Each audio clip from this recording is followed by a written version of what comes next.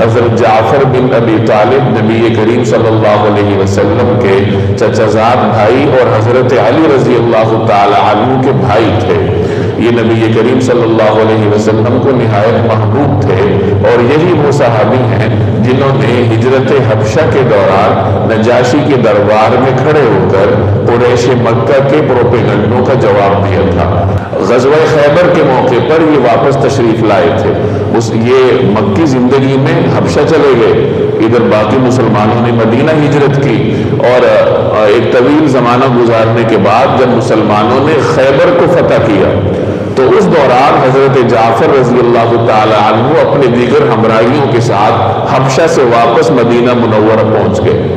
اب خیبر کی فتح بہت بڑی خوشخبری تھی کہ مسلمانوں نے ایک بڑی طاقت سے جان چھڑا لی، اللہ نے ان کی یہود جیسے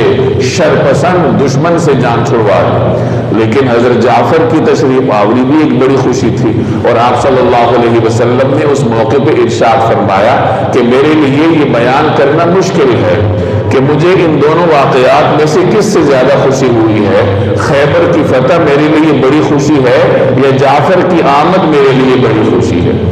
اور جب حضرت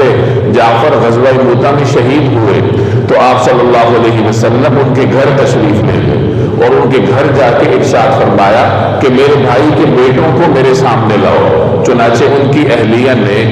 اپنے بیٹے حضور علیہ السلام کی خدمت میں بھیجے، تو آپ صلی اللہ علیہ وسلم نے فرمایا کہ یہ جو ان کا بیٹا محمد نامی ہے، محمد بن جعفر، تو اس کی شباہت میرے چچا ابو طالب کے ساتھ ہے، یعنی یہ اپنے دادا پر گیا ہے۔ اور جو دوسرا بیٹا ہے عبداللہ بن جعفر، تو اس کو اللہ نے میری ہی صفات سے نوازا ہے۔ اور جب ان کی والدہ جو بیوہ ہو چکی تھی، انہوں نے عرض کیا کہ یا رسول اللہ یہ تو اب یتیم ہو چکے ہیں۔ ان کی یتیمی کے بارے میں جب انہوں نے آپ صلی اللہ علیہ وسلم سے عرض کیا تو رسول اللہ صلی اللہ علیہ وسلم نے فرمایا کہ تم کس یتیمی کی بات کر رہے ہو؟ میں دنیا اور آخرت میں ان کا سرپرست ہوں، یعنی یہ بغیر باپ کے نہیں ہیں بلکہ میں بذات خود ان کا سرپرست ہوں۔